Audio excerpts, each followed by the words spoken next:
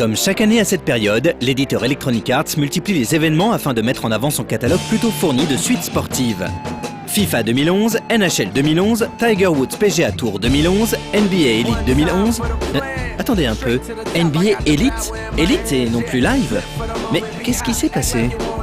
Le plus simple consiste à poser la question à son producteur, Nick Shannon, qui a fait le déplacement jusqu'à Paris pour nous parler de NBA, de simulation et d'une approche renouvelée dans le gameplay jusque-là assez rigide de ce genre de production.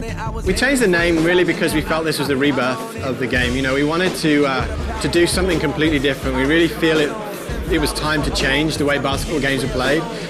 You know, really, basketball games are being played the same now as they were on PS2 and Xbox, and we really feel that needs to change. You know, you look at other sports titles, they've really taken that next step, and we wanted to do that this year with NBA Elite.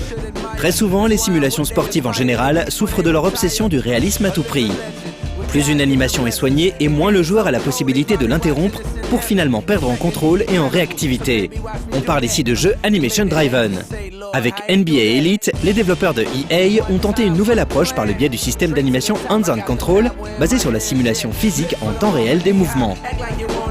So, you know, we brought in hands-on control, giving you sort of one-to-one movement, sort of left sticks your feet, right sticks your hands. You have full control with dribble moves, and also this full idea of skill-based shooting. For too long, it was all about a random dice roll. You press the shoot button, you go up, sometimes you make the shot, sometimes you'd miss it. It was based on ratings, it was based on how far you were from the basket.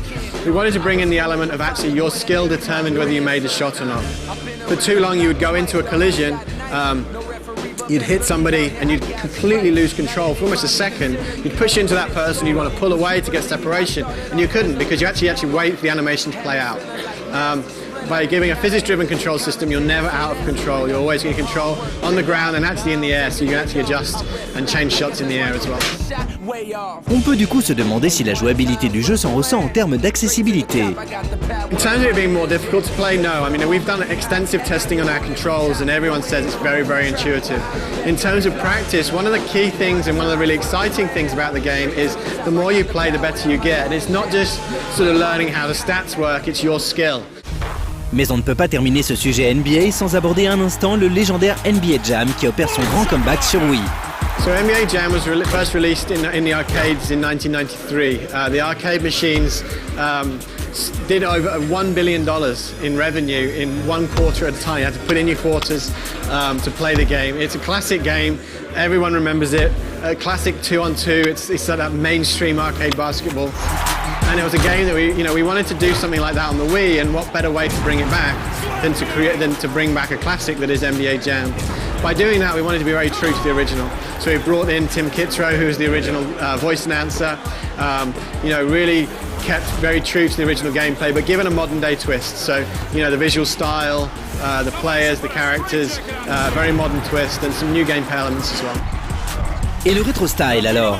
Car ce qui faisait la force du NBA Jam originel, c'était sa direction artistique atypique, avec des joueurs certes reconnaissables, mais au look cartoon. It's something we're really proud of. It's something we wanted to be very true to the original, but obviously we had to give it a modern day twist. And we were looking at how we could make a great Wii game and how we could make it look great. And just came up this idea of using the heads, photos in the heads, and you know, it was one of those things where it was like, oh, I don't know, and then we saw it in action. It's like, this is amazing. It fits Jam. It looks incredible. And on the Wii, you just couldn't get that fidelity of you know, resolution in a model head. And actually, it looks better than a completely 3D head. And you know, we're really excited about, you know, bringing that retro feel, but with a modern twist. Sachez que NBA Jam sera également accessible en HD et en téléchargement gratuit sur le PlayStation Network et le Xbox Live Arcade pour les joueurs qui auront acquis NBA Elite 2011.